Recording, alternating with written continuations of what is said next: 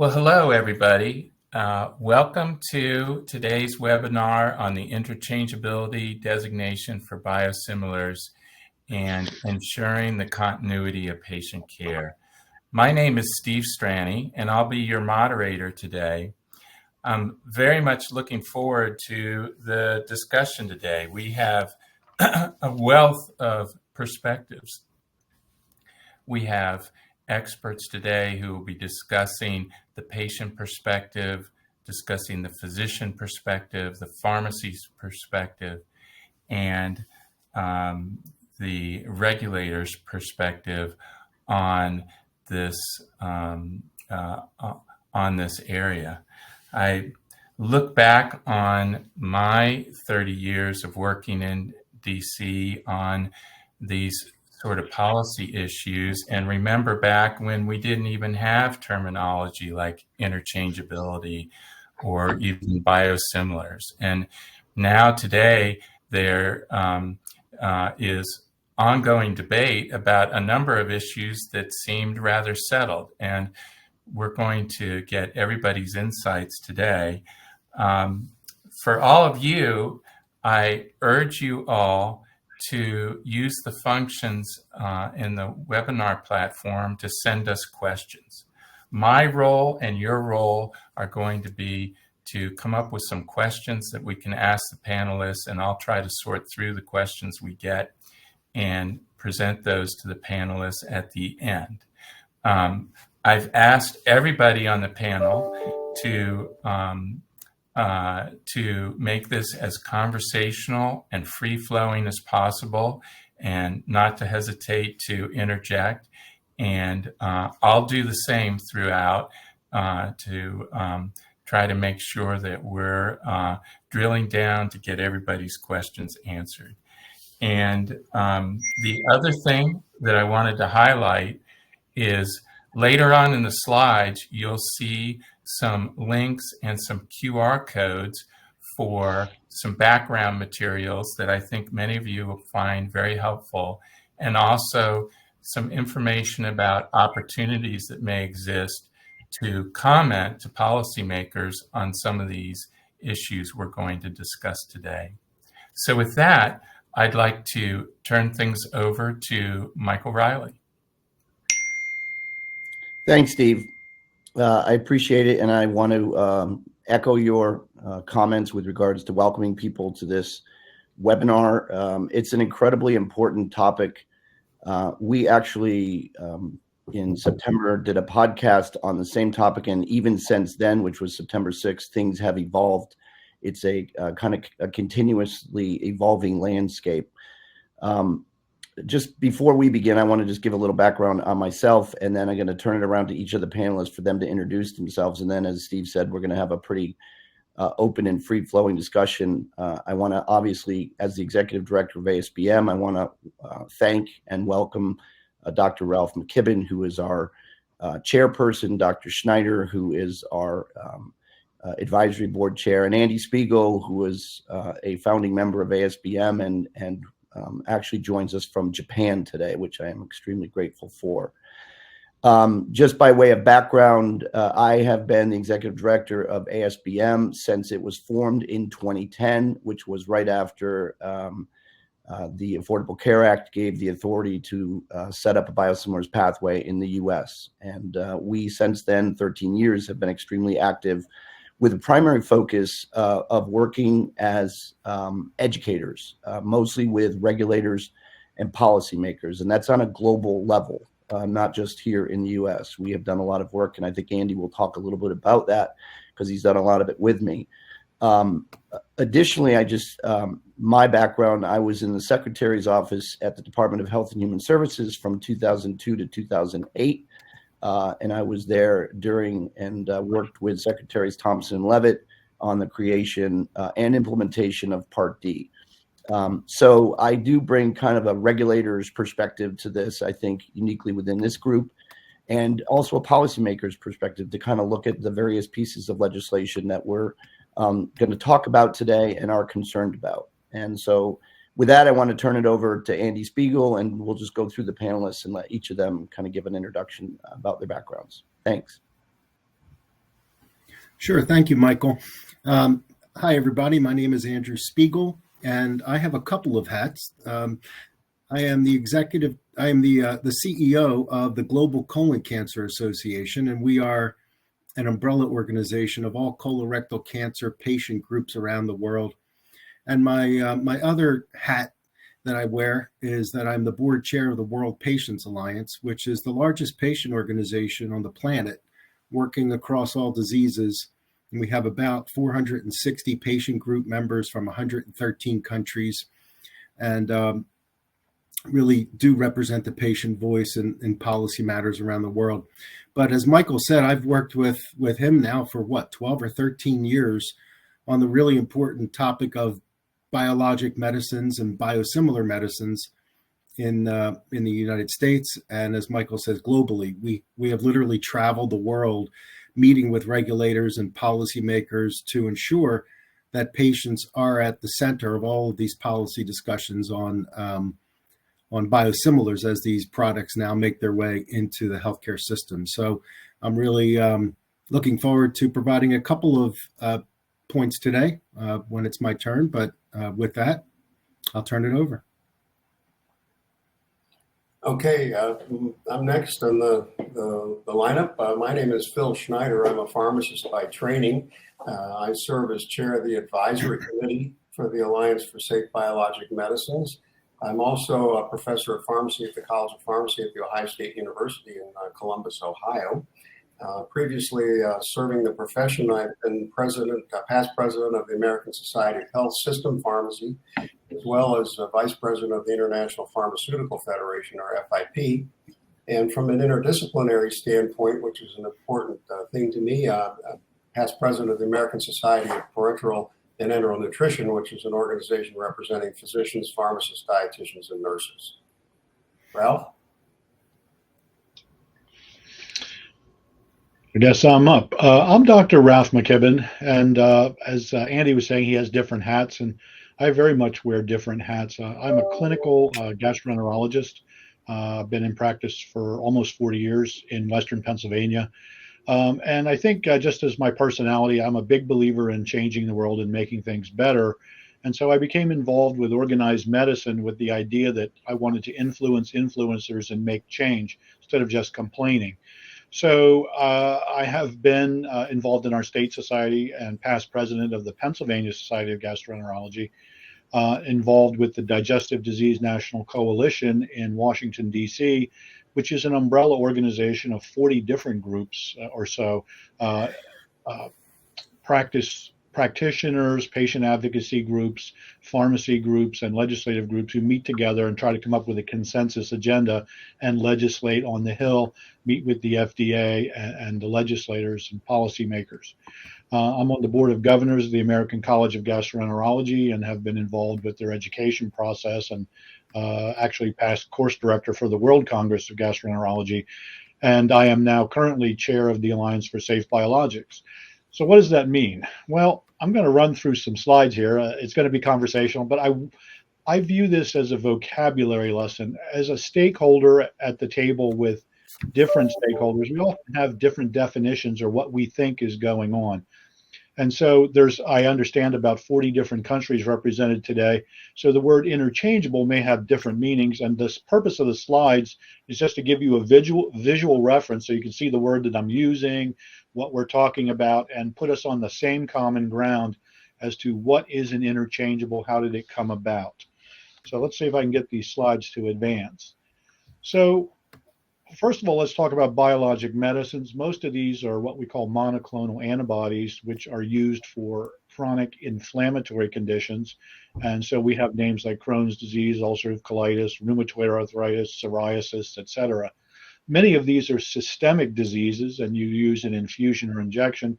But now there's actually some diseases like in the eye, etc., that are localized. So there's different ways of giving it. So after these medicines were invented, the idea came along, we don't have generics. Can we make something very similar? These are living organism-derived products from yeast, et cetera. They're antibodies. And so you can never actually make it identical, but you can make it very, very, very similar. And that is what the definition of biosimilar is. So the FDA, in consultation with different groups, has decided that, well, and not just the FDA, but other world organizations, but in our country, the FDA, how do we approve this? Do they have to start from the ground up and do all those studies? Well, they wanted to do an abbreviated pathway, just so they came up with this structural equivalent. We measure the blood levels, et cetera, like that, and then we'll give a designation of biosimilar. You can see that QR code there. There is no one size fits all approach then to the development, because there's a past history of other products that have gone before, other biosimilars, et cetera. And it's sort of a moving system, but it is data based. And the idea then is that the FDA will say, you did studies that shows it works for one disease. Maybe we could extrapolate that and say it works for Crohn's, and we'll also use it for rheumatoid arthritis, et cetera.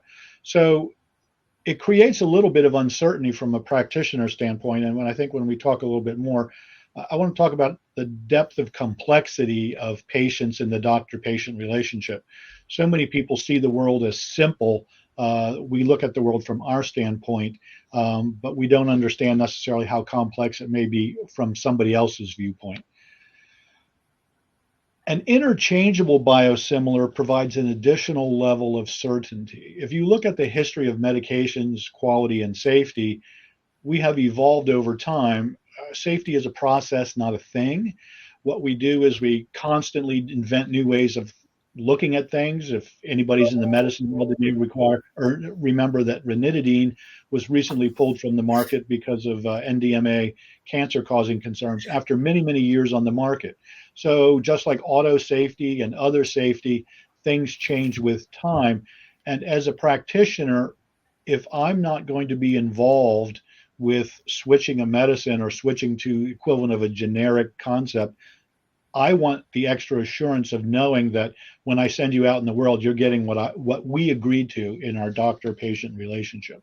So interchangeability in this country, in the United States, is a specific designation that requires additional data. There isn't a single pathway for this either, just like the biosimilars. Again, it's a moving target. It depends on what other studies have been there, but it is a data-driven process. When the concept of interchangeability was created, there were a lot of groups there involved, and I think Andy and Mike and Phil are going to talk about how the groups and stakeholders got together to go for this approval. And but just know that as a practitioner, this additional confidence builder is very important. So these are just some slides from studies done by ASBM, where we polled physicians in different areas and around the world. And these slides these studies are available on the website. So what is the confidence level in biosimilars? As practitioners, we believe in biosimilars. 92% say, yeah, they work and they're the same, and we can prescribe them, but it isn't necessarily the same as switching. So we're prescribing to new patients. You can see very high level of confidence. And I think if you look at the other studies, these are not comparison studies done at the same time. So confidence can build with time as we get experience. So it doesn't mean that Canada, for instance, is 10% less confident. Different study done at a different time. Would I switch a patient to a biosimilar?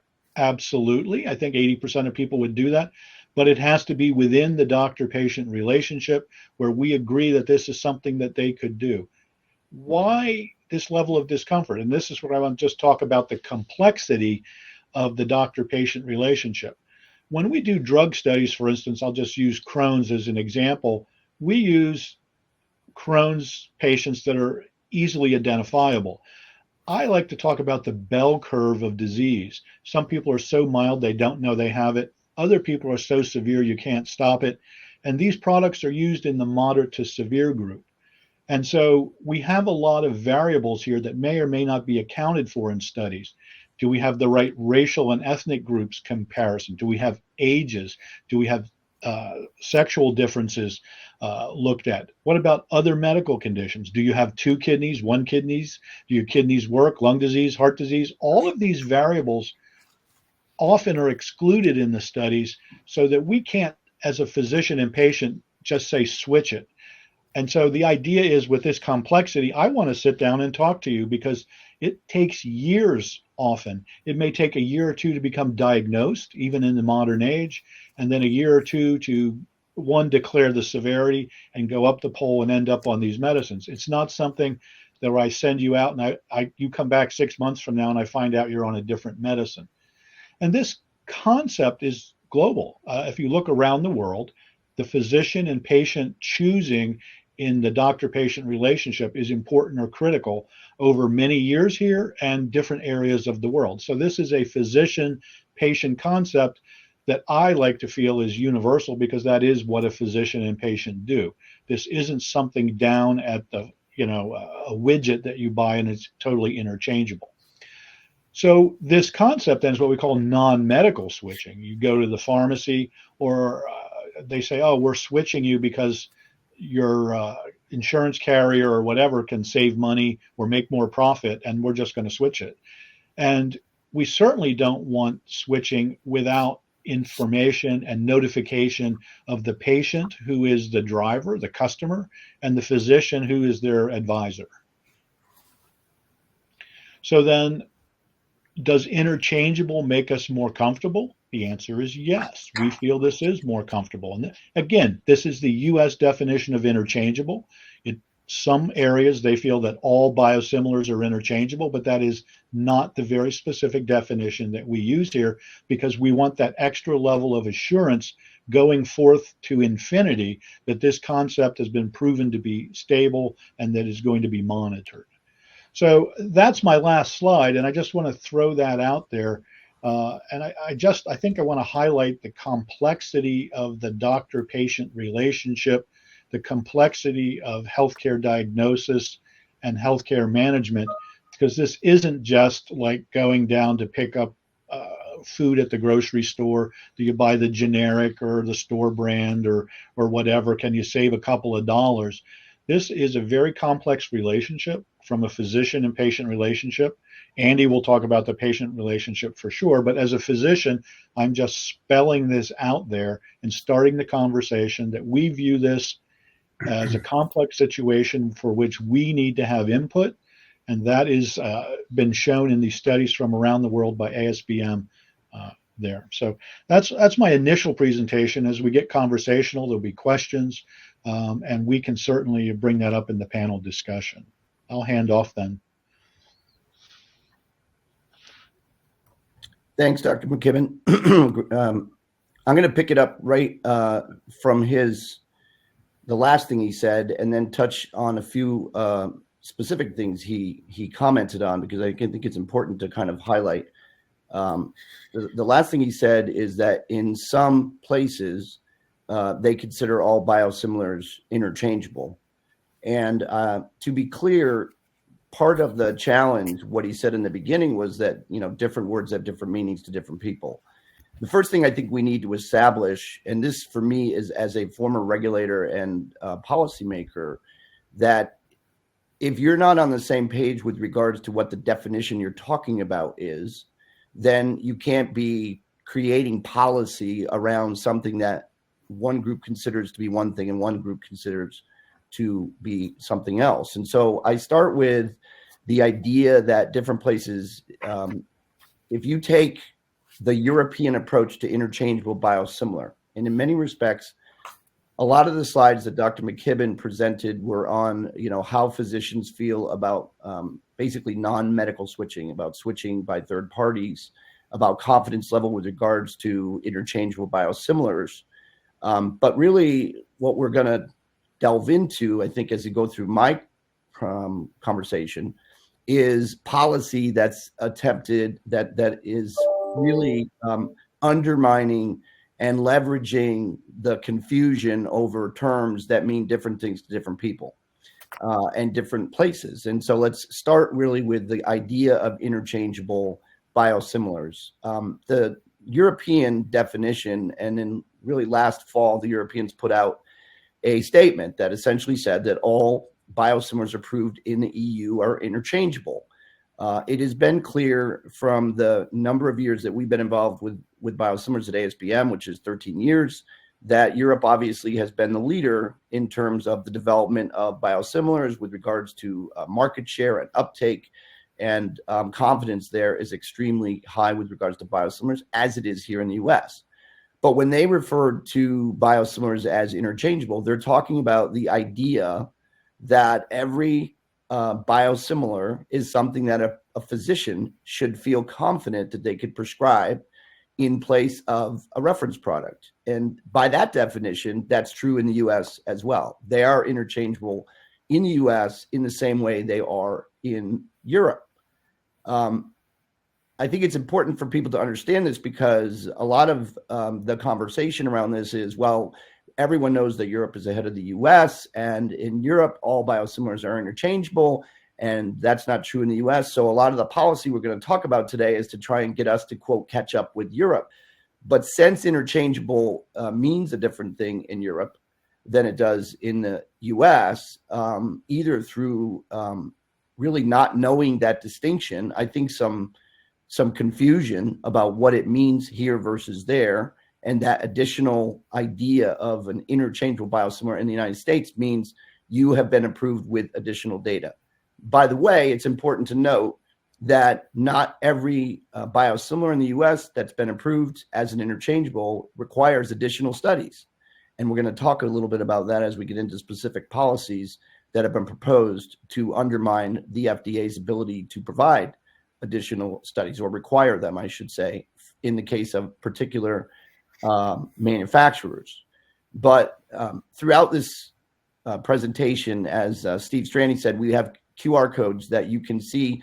I would recommend folks to go and watch the 1 minute 49-second video where the EU, specifically the EMA, puts out to explain what it means to be an interchangeable biosimilar, because it's very clear from that video that it means something different in the EU than it does here in the US. And it has nothing to do in particular, as an interchangeable biosimilar does in the United States, with the idea of pharmacy or automatic substitution. It simply is to make a statement about the fact that a biosimilar in the EU that's been approved is safe and effective and can be substituted in place of a reference product, which again, we completely agree. By we, I mean all policy and stakeholders agree with that concept. So I don't think that's really what is in dispute here.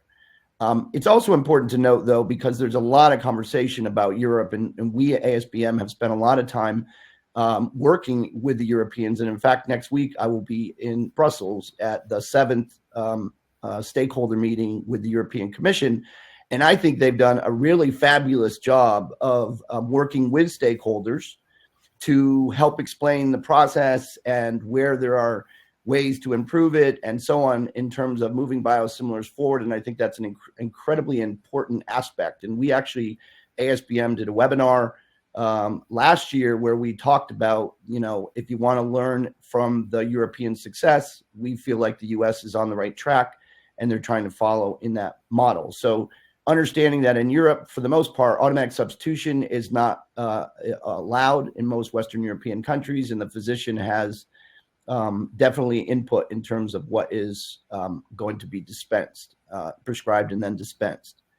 What we're talking about when we talk about interchangeable biosimilars in the US is the fact that from a policymaker and legislator's perspective, I think that Congress was prescient in terms of when they set up the BPCIA and when they established a biosimilar pathway. They recognized that ultimately, if you want to speed up the process for confidence, which Dr. McKibben certainly pointed out is a result of an interchangeable biosimilar, where that additional data, or at least being able to demonstrate that something was provided that can give additional assurances as to what happens when switches occur, they allowed essentially for an interchangeable biosimilar. And then from that, there was work over nearly 10 years to establish within now all 50 states that if you are approved as a interchangeable biosimilar, that is a regulatory standard here in the US, with that additional data or the assurances that are provided without the data, that you will have the ability to be automatically substituted in all 50 states. And you see in this slide the key features of the agreed upon legislation. Only interchangeable biosimilars will be automatically substituted. Physicians are able to prevent a substitution they feel is inappropriate, dispense as written. Pharmacists must communicate to physicians within 3 to 5 days that a substitution has occurred, and patient notification required in many states. These 4 things were basically required in every piece of legislation, and over a period of almost 10 years, we got 50 states to agree to pass this legislation. So those prerequisites are really important to consider when you're talking about, changing how you can automatically substitute. As I say to people, not one state would have agreed to automatically substitute non-interchangeable biosimilars. And it's not because a non-interchangeable biosimilar is a worse biosimilar than an interchangeable biosimilar. It's not better or worse. It is simply that additional data provides assurances for physicians, for pharmacists, and most importantly for patients, ultimately that they can automatically substitute, and they don't even, there's no pre-notification with regards to the physician. Even the physician has signed off on that. So we're going to talk through the panel discussion about that. And I'm going to pause there for a minute to see if Dr. Schneider or Dr. McKibben or Andy want to jump in just on that particular process. Well, maybe I can start. This was a long, a lengthy process because these practices are regulated at the state level in the United States, as opposed to European countries that can do things across the entire country a little bit more easily and efficiently. And so it required us to visit each of these states as pharmacy practice acts were being revised to enable a pharmacist to offer a patient a less expensive biologic as an alternative. I think the aim initially was to look at expensive biologic medicines as really having the potential for bankrupting patients or health system budgets and so forth. So they wanted to apply lessons learned from the generic drugs for simple molecules to biologics, and the biosimilar was considered a generic biologic. But as Dr. McKibben has pointed out, they're similar but not identical. And so, but on the other hand, there is a need to have price competition in the marketplace. And so one of the ways that the FDA has enabled this is to create an interchangeability designation, which makes a biologic substitutable without a physician having to be contacted in advance. I think physicians were objecting to that because they felt it was their patient and their decision, and these drugs are different enough so that they weren't particularly supportive of having pharmacists empowered to do this. When I visited with my colleagues around the state, I found that I was on the opposite side of this issue because the pharmacists felt that this notification requirement was onerous, it would take time, that the record keeping would be difficult for them as well. And so we had to come up with compromises between organized medicine, medical societies, and pharmacy societies that focused on sometimes verbal small words. For example, a lot of the legislation said the pharmacist needs to notify the physician, and we changed that to communication, communicate to the physician to reflect more of a collaborative practice in the issue. Record keeping requirements were modified to make them a little bit less onerous for patients. And so as a result of these compromises and a long process of meeting with legislators and hearing different points of view presented, this automatic substitution legislation was passed in all 50 states. I'll just say one more thing about it, because it's so very often when we look at legislation and cost, we tend to, what they say, silo things. So we have the pharmacy silo, and we look at the pharmacy cost, we look at the insurance premium cost, et cetera. But as a practitioner, one of the things that we do recognize is while there's a cost to medication, there's also a cost to the system. Are you in the hospital more or less often? Do you have complications that require hospitalization? And so I was a lead author on a white paper with Digestive Disease National Coalition a couple of years ago, where we looked at the data actually from the managed healthcare literature that shows that there can very easily be increased cost to the healthcare system by doing non-medical switching. Many of these patients end up back on the original drugs, et cetera. So while we pat ourselves on the back for doing immediate substitution or easy substitution, someone really should be looking at total cost. And that's, again, part of the reason to have stakeholders, as they've talked about. Everyone had to get together and say, this actually is the best way to do it. And that is, again, confidence building for everyone, including the policymakers. And what I would add to all of that is that I'm the guy that actually went to the states and argued for this law to be passed, and it wasn't easy, as Phil Schneider says. In the beginning, this was a battle. This was patient advocates on one side of the stage at these state legislatures, and a large group of stakeholders on the other side fighting back against this, from physicians to pharmacists to manufacturers of biosimilars and to PBMs and insurers. And it was a fight. And in order to get agreement, in order to get 50 states to agree on this legislation, it took, as Michael says, almost a decade of arguing and traveling to these states. And essentially what really tipped the scale was that we were able to convince the other side, the physicians and the pharmacists, that it was okay to allow pharmacists to automatically substitute an interchangeable biosimilar, because there were two different standards of approval.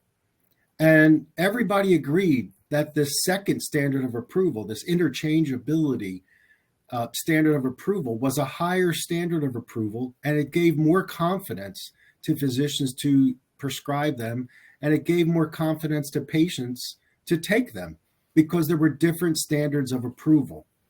And now the threats are that despite the different standards of approval, we're just going to ignore all that and ignore all of these agreements in 50 states that were made. We're just going to now decide that despite a different standard for approval of regular biologics instead of interchangeable biologics, we're going to make them all interchangeable. And that's not what was sold to all of the stakeholders to get buy-in in all of the 50 states.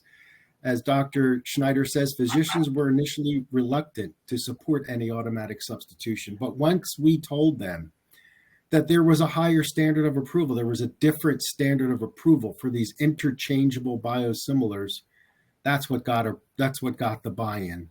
So I don't know how you can erase all of that decade of work and agreements. There really are like contractual agreements among all of the stakeholders to get these laws passed in 50 states.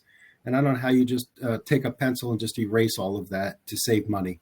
Now, that's my perspective on it, Michael. Well, and from there, I'm going to, a couple of things I want to just touch on that was just said. And from Andy's, when Andy talks about the higher degree of the higher standard, I would just say, as a former regulator, it's important to recognize the fact that the perception is reality to those stakeholders that were involved in setting up this compromise legislation that ended up being passed in all 50 states. So the idea is not that, and it goes back to, is a non-interchangeable biosimilar any worse or any better than a interchangeable biosimilar? An interchangeable biosimilar is not a better biosimilar. They are both approved by the FDA with regards to the safety and efficacy, and for that reason are interchangeable by the European definition of interchangeable biosimilars. Having said that, I have found, and doing a lot of work globally, especially in Europe, that there's always been a little bit of, and in Canada, I would say, a little bit of, it's almost an envy, but it's certainly irritation with the idea that we have this interchangeable standard. And the argument goes that essentially, if you talk about it as an interchangeable biosimilar and you distinguish it from a non-interchangeable biosimilar, you basically are indicating that it is an inferior product. Clearly, that is not the case. Clearly, that is not anything that, we as an organization, me as a former regulator, I think it's really important to make that distinction so that patients understand that, physicians understand that, and pharmacists understand that.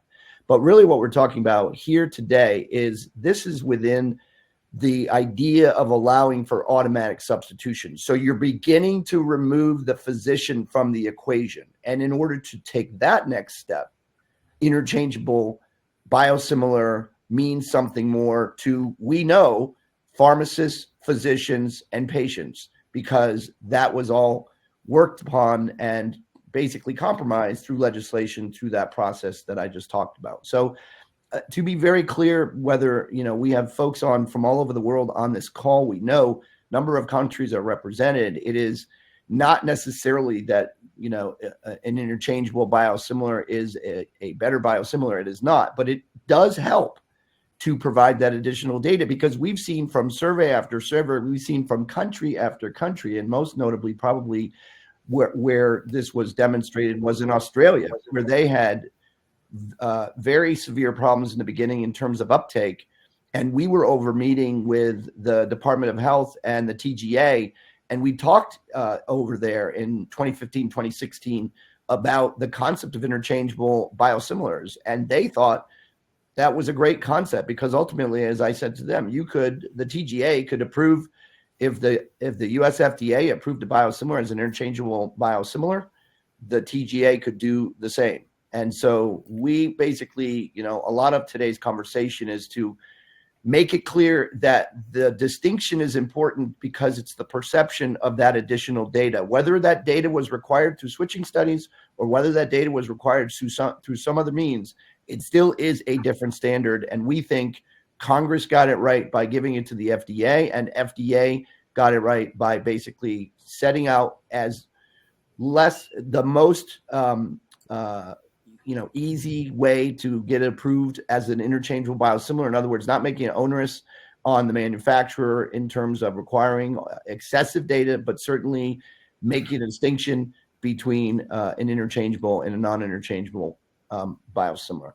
Hey, and Michael, could I ask a question of the panel? I'm watching some of the questions come in from the audience, and I think several of the questions get to the issue of, is there something in the middle between an interchangeable designation and just being a product that cannot be switched?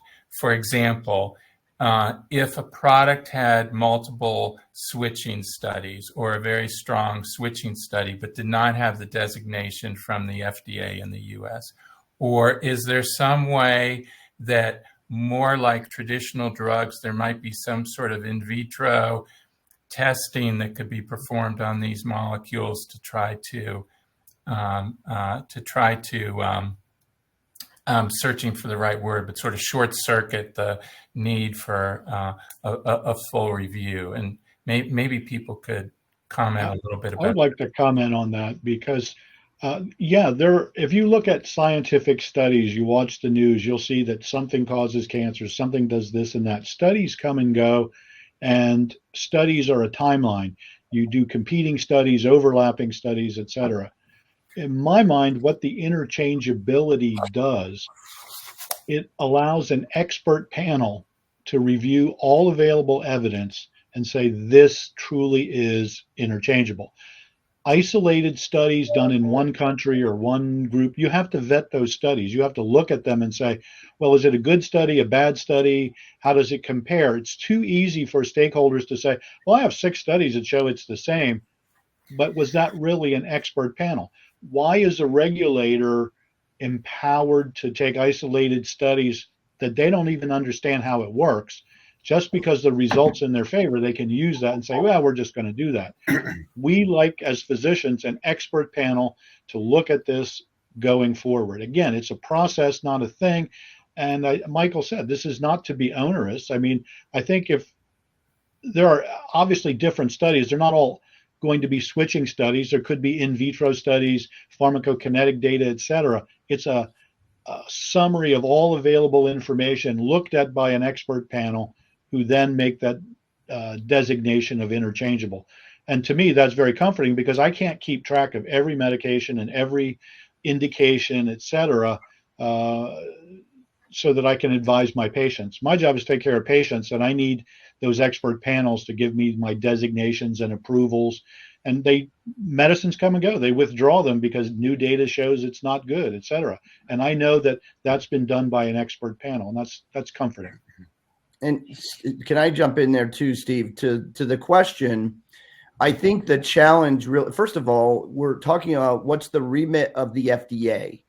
What I think Congress did in terms of establishing that, okay, there is this different standard. They didn't tell the FDA how to set up that different standard. They didn't tell the FDA this is what you need to do because it's outside their expertise. Frankly, they did it as an acknowledgement that if you can have that additional standard, and it goes back to what Dr. McKibben said about the idea that in the beginning there was this conversation about, generic biologics, that conversation, which science said, no, it's not generic biologics. They're not the same. It's not the same model. The whole purpose for the interchangeable approval in the U.S. was to get it closer to that model, close enough, in fact, that it could be treated that way at the state level, which is exactly what's happened through the state legislation. So to me, the idea of is there a way to do it easier? We know that you can have an interchangeable biosimilar with no switching studies. The FDA has already made that happen.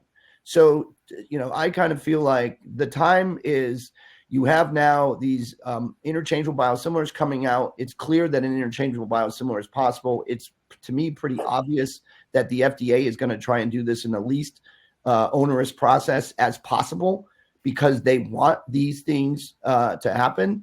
And essentially, and we haven't even got into the legislation and the rules and all of that, we will. Essentially, what's going on is there is an attempt to short circuit or to tie the hands of the FDA with regards to how they go about approving an interchangeable biosimilar, or even blur the distinction between an interchangeable biosimilar and a non-interchangeable biosimilar. And again, we're not talking about better or worse. We're talking about additional data or some assurances that were provided that give those stakeholders that were involved in 50 states legislation the confidence that they can make an automatic substitution, which now has taken the actual decision out of the hands of the physician and given it to the pharmacist. And I think we'll get more into that as we move on, but that's a really important point. And I think one of the differences is that an interchangeability designation reflects a population-based patient care management, whereas physician-controlled prescribing deals with interpatient variability. And so the higher standard for interchangeability requires drug therapy decisions to be made or modified based on economic issues that are based on population issues. And so those interchangeability studies, I think, are necessary to know whether making policy decisions that affect multiple patients, not individual patient factors, which the prescriber needs to take into account, is important. So as we get more information about the equivalency of a biosimilar to a reference product, I think individual prescribers will take that into decision and making decisions about what they prescribe for their individual patients. But to empower the pharmacist to make a decision for large populations of patients requires a higher standard, which is the interchangeability standard. Yep. Well, from there, I'm going to start getting into a little bit of the specifics with regards to legislation, because part of this, I said in the beginning that the timing of this webinar is extremely good because there's just a lot going on around this issue, and it began, as I said, with the EMA statement put out last fall about what how all biosimilars are interchangeable. I do believe that statement was put out not just looking to the U.S., but also to the EU, but also looking to understanding that distinction in the U.S., what interchangeable biosimilar means. We certainly have talked a lot about that. Specifically, though, now there is a attempt to undermine, blur the distinction, and basically kind of undo a lot of what was done over the course of that decade in terms of establishing that compromise, which led to the ability for pharmacists to automatically substitute interchangeable biosimilars. And that is just a couple of examples. The most recent one would be the PDAB proposal. That's the Prescription Drug Advisory Board proposal, which is being considered in Oregon right now and will be reviewed and considered on December 13th. Ultimately, what it does is add language which permits a non-interchangeable biosimilar to be substituted. We have talked about the fact that obviously previously only an interchangeable biosimilar. So that isn't even talking about trying to figure out a way to, change how we approve interchangeable biosimilars. It's simply an acknowledgement that we're now just going to lump interchangeable and non-interchangeable biosimilars into one group in order to basically increase uptake. It also, interestingly, eliminates the patient notification of the substitution, which is an incredible thing to do, given that you now are going to substitute and you're not going to let the patient notice that the substitution is going to occur of a non-interchangeable biosimilar. So that's just one piece of legislation that's currently being considered. There's also a piece, HB 403 in Louisiana, which adds language which permits, again, a non-interchangeable biosimilar to be substituted, where previously only an interchangeable biosimilar could be substituted. We can all be sure that this is going to proliferate across the states right now. And again, with really no reason specifically, no real justification for undoing the 10 years of work that was done to compromise among a whole group of stakeholders, as Andy talked about, including, most importantly, patients, physicians, and pharmacists. But these laws, you get the sense, are basically attempts to just change the rules of the game in the middle of the game. Once we have figured out and moved, the last state was approved, I believe, in 2021. That was Oklahoma. So literally it took that period of time to get all 50 states on board. And I know we've all talked about how difficult it is to get 50 states to agree to anything these days. On top of that, at the federal level, we have the Senate Bill 2035, which is known as the Biosimilar Red Tape Elimination Act. It would do a number of things. It recently has been amended to include a provision that was originally in a HELP bill, which would deem all biosimilars interchangeable, that is substitutable at the pharmacy without physician authorization, and also restricts FDA flexibility in requiring switching studies. Initially, it actually banned the FDA from being able to ask for switching studies. It said that manufacturers could submit them, but of course, why would they if they were not asked to, number one. And so in recognition, I think, of some pushback around the idea of banning it, they set up hurdles, which include basically getting the Senate Help Committee chair and ranking member to justify, to have a meeting with the secretary to justify the need for a switching study to be used. And having worked in both the secretary's office and on the Hill, that is a pretty high bar to clear indeed. So again, looking to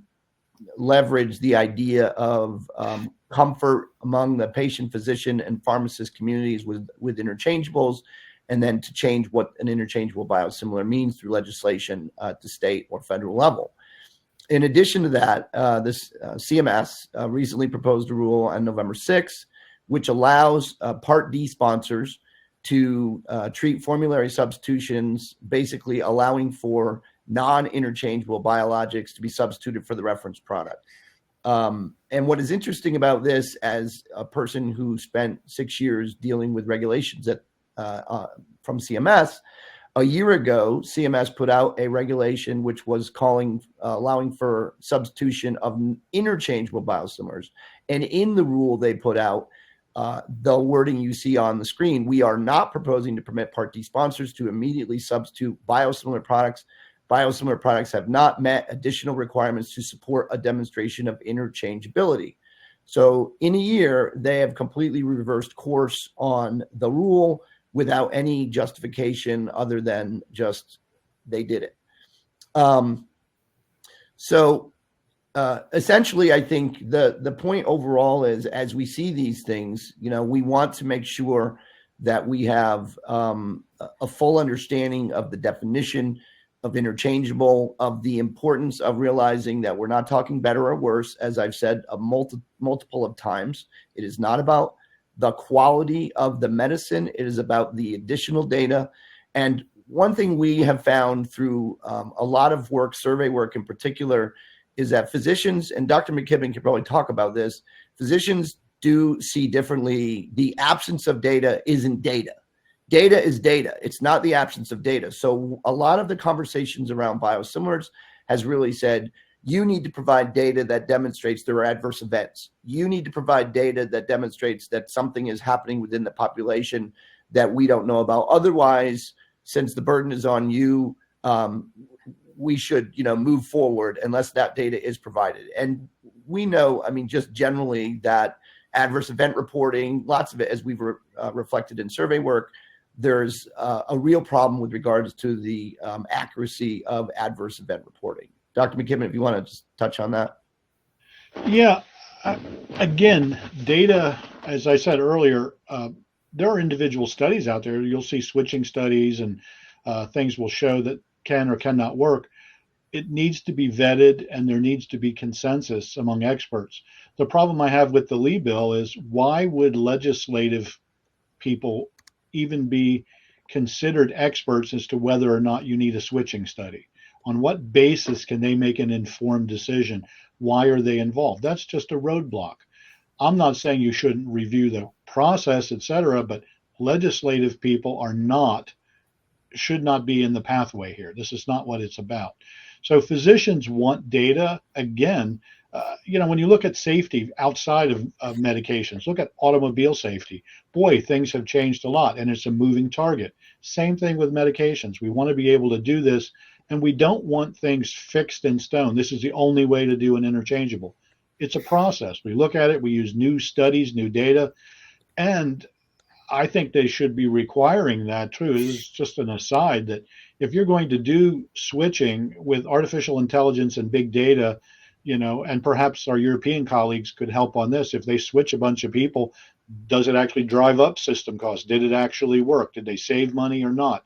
It's harder to do in the US with multiple insurance carriers and different states and regulatory pathways. But this data is important because biosimilars are only 20 years old or whatever.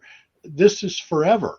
We need to constantly look at how we do this, and we want to know that the decision-making processes that we're putting in place are true and valid, not regulated by things behind closed doors without transparency based on dollars. Non-medical switching for expensive medications like biosimilars is obvious, but this also process applies to ostomy supplies and IVs, et cetera. And there's a wealth of literature where, you're on an IV and the carrier will switch you to a locking device and your IV tubing doesn't match. And now you can't get you what you need because they saved a penny. So the process of having non-medical providers or non-expert providers and stakeholders involved in the process is not helpful, and it's not reassuring to the public. Adding the patient voice has been wonderful. And it didn't, Andy, you know this, we didn't have a wonderful GaBI article recently about, do we need pharmacokinetic studies in the Asian population? Because Asian populations often have different metabolism pathways for drugs like Prilosec or omeprazole. And do we really need to do that for biosimilars? Well, probably not. But we know that because we did the studies that show it doesn't make a difference. Again, we got data to show that we don't need this. We didn't just assume anything. So that's a two-way street. We can cut costs and we can improve the process. And that, to me, is the only way to go. That's why we're having this conversation, to get voices heard. And the voices of our people listening today know that this is, in fact, a discussion, not a decree.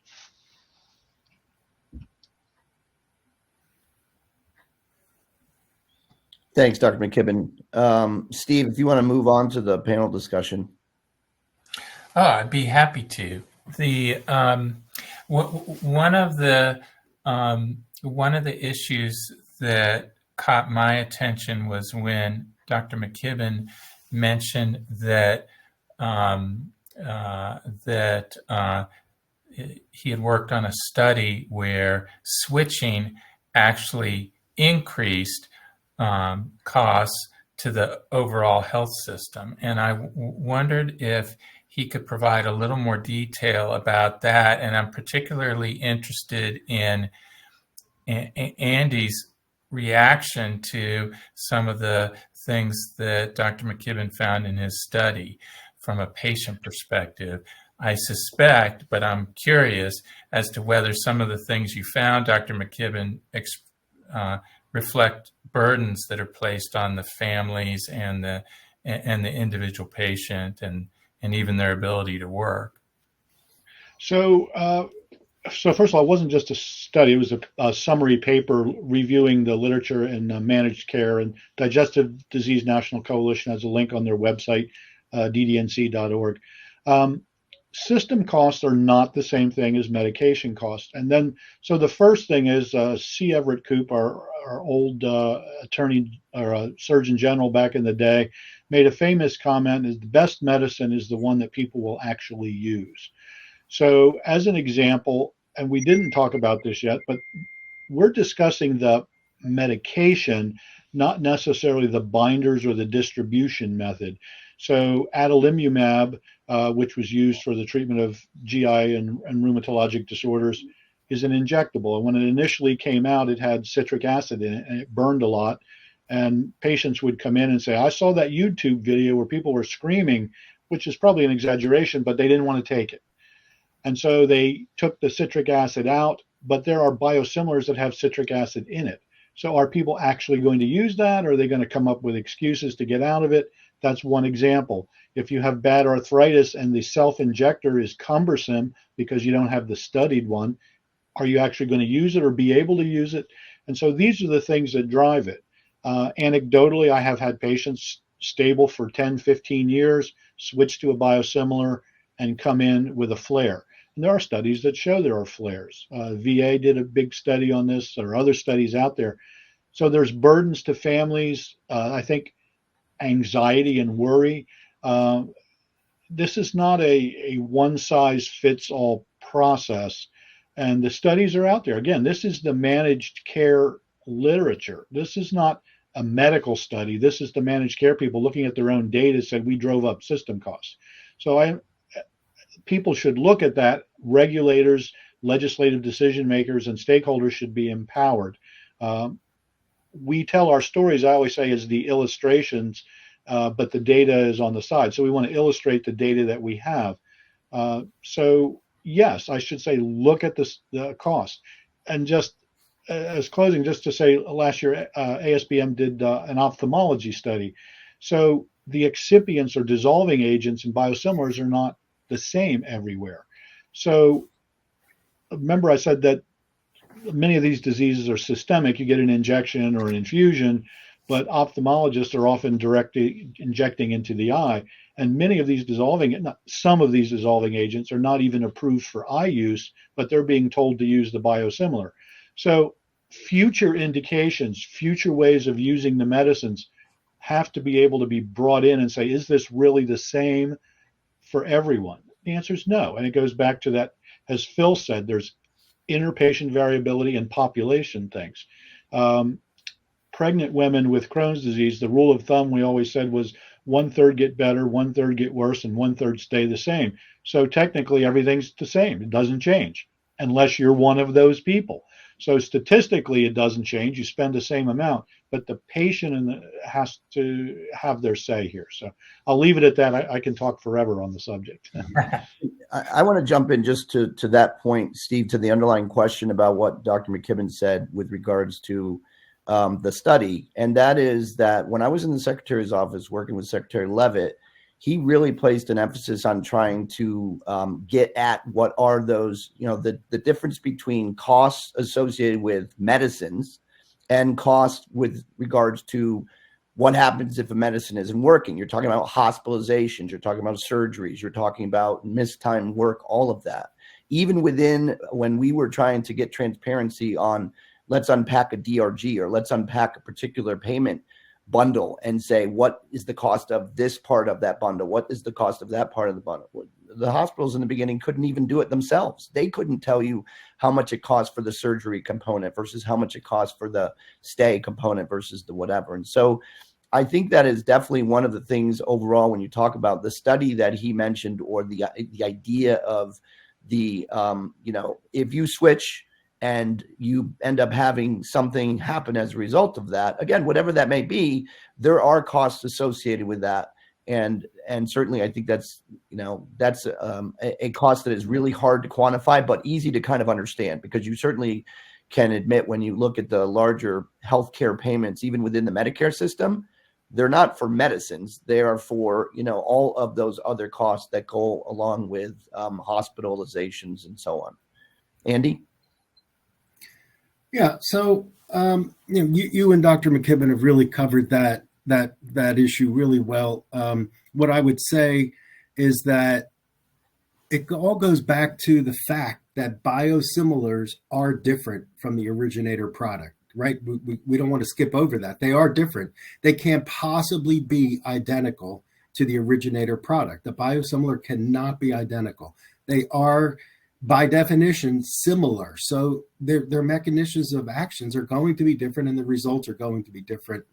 And it's very hard to document all of that. Michael, as you said, adverse event reporting is almost non-existent around the world. And often they wouldn't even know why the patient changed. Was it because they changed to a biosimilar or not? But all of that aside, what I heard you say, Michael, about that proposed legislation is that none of that matters, because even though we have two completely different definitions for approval of a regular biologic, a regular biosimilar, and an interchangeable biosimilar. So the FDA has two completely different definitions for the approval of those two medicines. And what they're trying to do now is to move all of these approvals. There's 30, 40 approvals now, 50 approvals of biosimilars in the US, and move them all under this definition that they weren't approved under. And the word, and I hate to be dramatic about it, but the word that comes to my mind is betrayal. Betrayal that the FDA has said that we're going to allow interchangeability for products approved under this definition. And all of us stakeholders, from the patient community to the physician community, to patients themselves, to prescribers, to the pharmacists, they all agreed that because of this additional language that the FDA has put forward for interchangeable biosimilars, we will all agree to automatic substitution of those. And it's simply betrayal to then bring all of these other drugs that were approved under this definition into this definition. And Michael, as you say, this bill that would remove the notification provision, when I hear that, it makes me angry, because we argued so hard that a patient should be notified if the doctor prescribes a certain product and it gets switched by the pharmacist. Could you imagine a patient not being told that their medicine has been switched on them? And can you imagine their record, their patient chart, not having that information in that? So if the patient comes back and they have a change, they have a different side effect, or they have some new issue that they didn't have before the switch occurred, the physician won't even know that a switch occurred to blame it on that. So it's truly betrayal in my mind, and I'll leave it at that. Well, I want to thank you, Andy, for that. Just a couple of things about it. I think it's important, and I've said this a number of times today, to establish that with regards to the standard, with regards to the FDA approving a biosimilar, not a non-interchangeable biosimilar, but a biosimilar, the standard in essence is really the same. To be clear, Andy, in terms of what is that standard? What I said before about how we passed the legislation is what is missing from physician confidence, patient confidence, and to a smaller extent, pharmacist confidence, and Dr. Schneider can talk about this, is additional data that tells you the standard, that the difference between the two is both are approved with regards to safety and efficacy, so that Dr. McKibben can substitute. So when I said they meet the EU definition of interchangeable biosimilars. However, an interchangeable biosimilar in the US requires additional data, or maybe not data, but some assurances through some mechanism to be able to demonstrate that it is the same effect in any given patient. That's the language in the legislation. It is a higher standard with regards to you have to demonstrate something more. So I call it kind of approval plus. And that approval plus, which took the FDA a number of years to figure out how they were going to do that. That was the challenge in the beginning. I remember back 2011, 2012, when they were talking about, will they ever figure out what it means? Because just because Congress gave it to them doesn't mean they know how to do it. They had to figure it out. And they finally figured it out. And they certainly did so with regards to understanding, again, I keep saying, least burdensome on the regulator. Why? Not because they're trying to be nice to the regulators, but ultimately because they know that in the long run, especially now that the work has been done within all 50 states, you are going to have advantages. So if you are approved, if you are a manufacturer who applied to get an interchangeable designation and you get it, you should be benefiting from that because you put in extra work. And so my perspective on it, as rather than kind of look at it as all of this legislation, the Part D rule, the state legislation, to me is kind of looking at this is as a failure that we are still not able to move quickly to get these automatically substituted because of this interchangeable blockade, which we're trying to basically weaken, right? Really what we're trying to do is say, we recognize that the patient, the physician, and the pharmacist communities acknowledge that an interchangeable designation means a little more to us. Not that it's better or worse, but it means more to them. And when you're working on compromising and coming up with legislative achievements where you can get all 50 states to agree, it means enough to them to say, if you tried to, as I said in the very beginning, if you tried to have passed that legislation and it said non-interchangeable biosimilar, it would not have passed, period. So now what's going on is an attempt to kind of redefine what an interchangeable is, or blur the distinction between one, or completely eliminate the requirements to be one. And that to me is the biggest problem and should make everybody a little bit suspicious about ultimately who is driving the idea. I think it was Dr. McKibben who said, and I totally agree, what in the world would a legislator know about what is needed to make a determination of an interchangeable biosimilar by a regulator? Nothing. So ultimately, there's a reason behind this decision to try and, in a pretty short order, considering that the last state was passed in 2021, 2 years ago, we got on board all 50 states. Less than 2 years later, we are at the state and federal level trying to weaken the efforts of a lot of folks who compromised. I think what's at stake here is the ability of healthcare professionals to retain responsibility for making patient care decisions on behalf of their patients. And the current hard-earned system that we have in our country does that.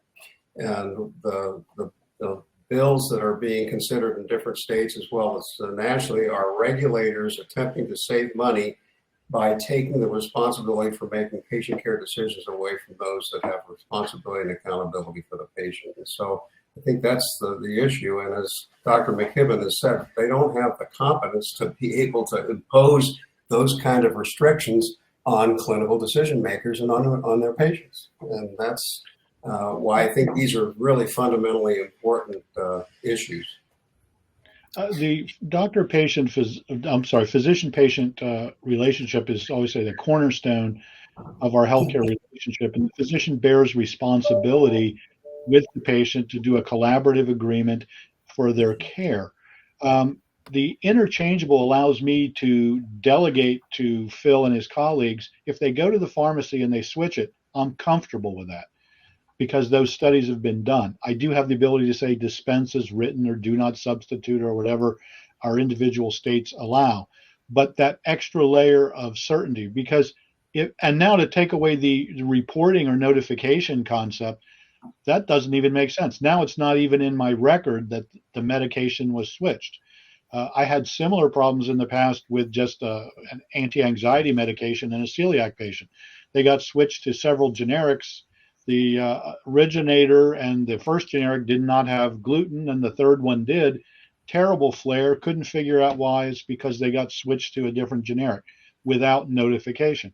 So it may be minor, but it's important. And these are the people that drive up healthcare costs.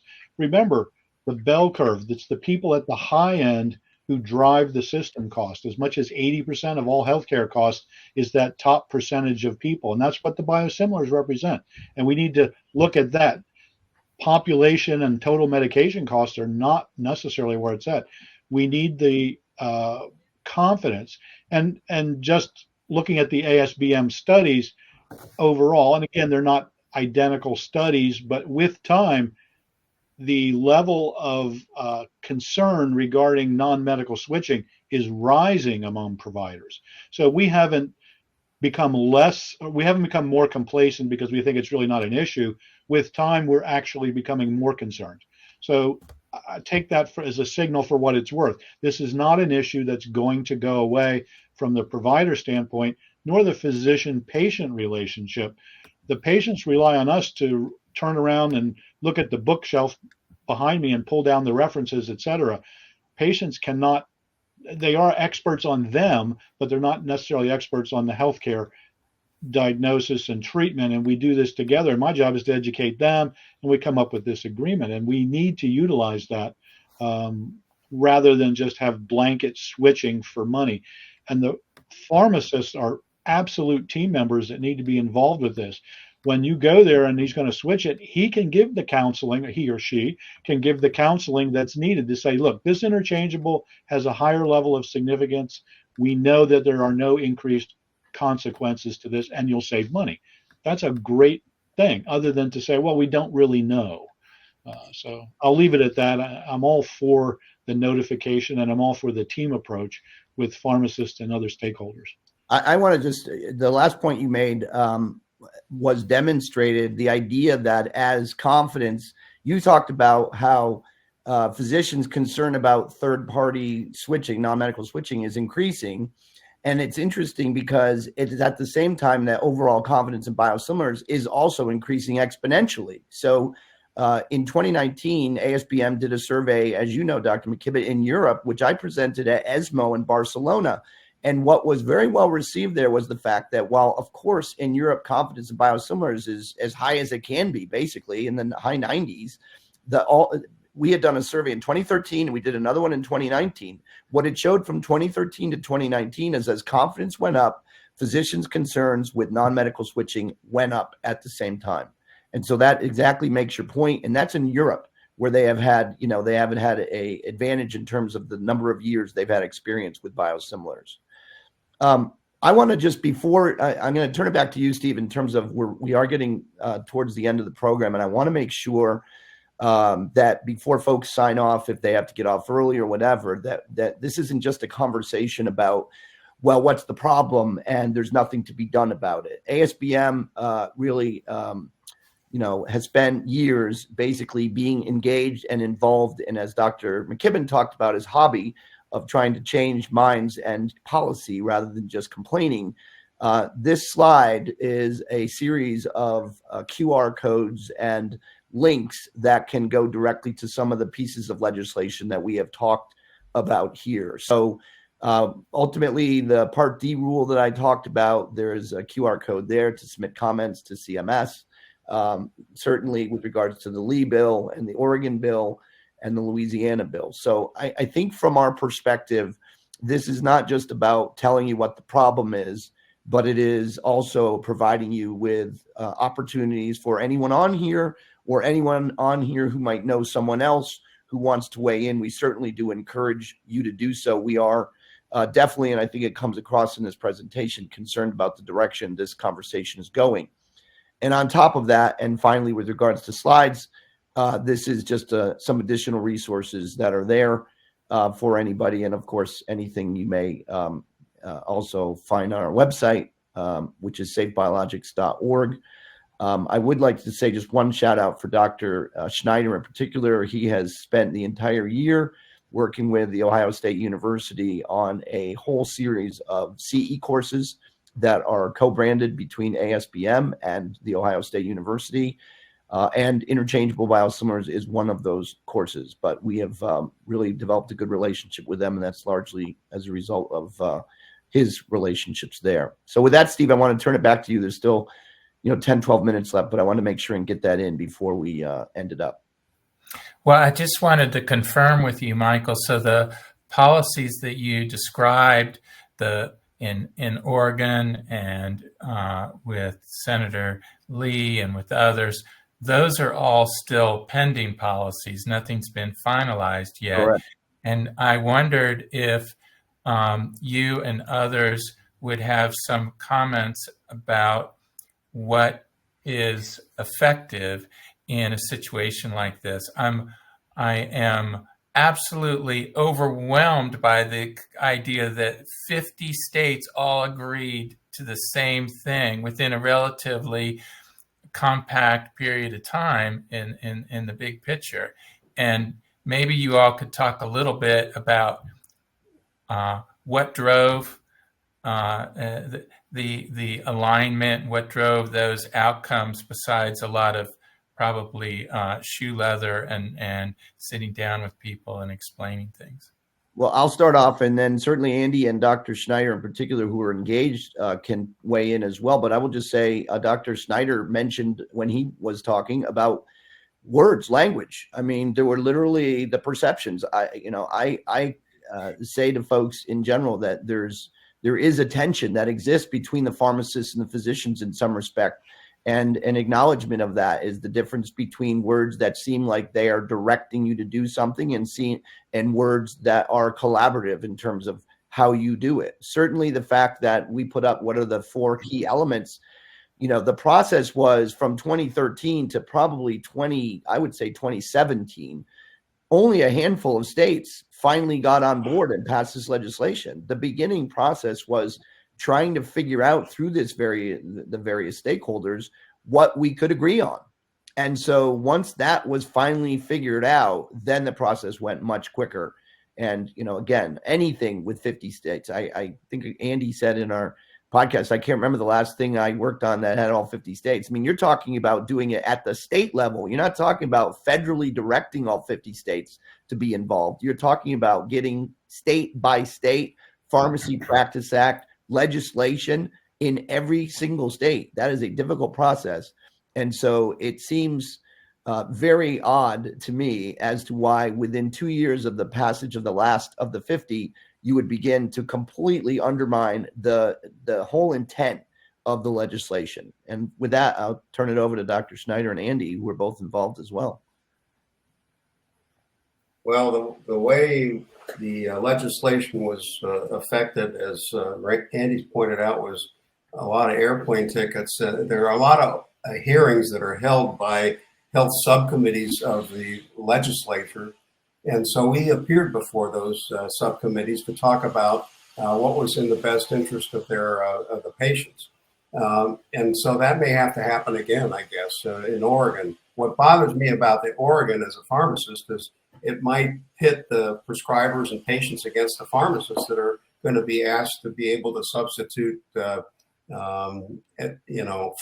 only based on an economic consideration and not considering individual patient considerations. And so while we've worked on a system to allow the pharmacists and the physicians and the patients to trust each other in terms of what's the best clinical decision that balances effectiveness, safety, and the responsible use of limited resources is the term I like to use, not the cheapest drug, but we have expensive drugs and limited resources. And so balancing those 3 things, making sure that effectiveness and safety are the primary considerations, is really taken away by these kind of legislation. So the message that I would take to a legislator or a health subcommittee as they continue to debate the issues that they're considering in Oregon and Louisiana, and perhaps even at the federal level, would be to say, don't undermine the role that healthcare professionals have to work with their patients to make the best decisions. Don't overemphasize, don't forget about effectiveness and safety as we try to make responsible use of limited resources. We can do that ourselves. Yeah, and much of it comes down to the language that was used. I remember in the beginning of the journey of going to all these states, it was very contentious.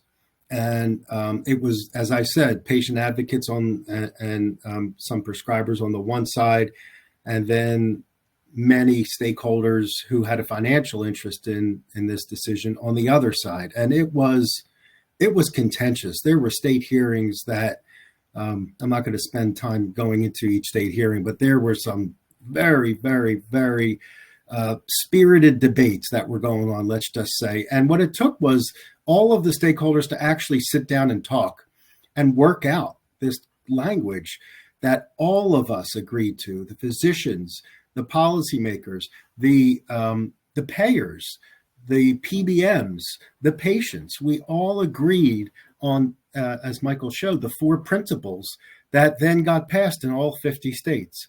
And that's what's so frustrating for me, is that was a lot of work. It was a lot of work to get the stakeholders to agree on language.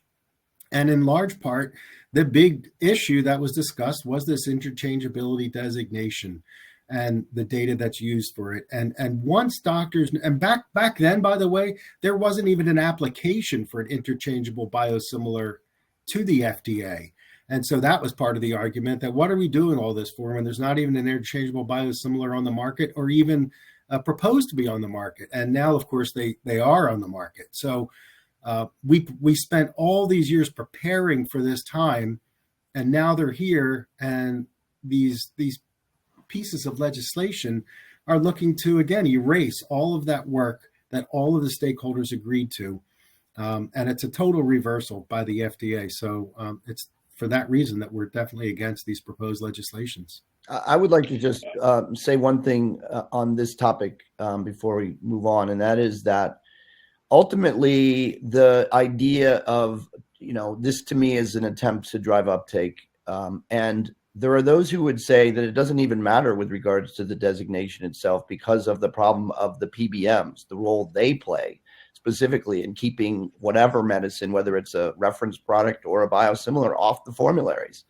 And so that to me is part of the problem too, that this is very misguided, a misguided attempt to undermine and subvert a lot of work by, lots of stakeholders over a long period of time that was extremely well thought out, and compromise was done. And the reality is, the bigger problem ultimately, as our former chairwoman, Dr. Feldman, would say, are the PBMs. So in some respects, I think that would be part of the message that we would convey if we were back trying to, and unfortunately having to revisit this issue with legislators. It would be, say, the first question would be, why would you do this? Why would you make this change? And are you not simply acknowledging that the concept of interchangeable biosimilars is a success, that patients, physicians, and pharmacists all agree that it does make a difference? And I've said all along, perception is reality. So it does make a difference. They know that the FDA can or cannot require data that provides the additional level of assurance of what happens when switches occur.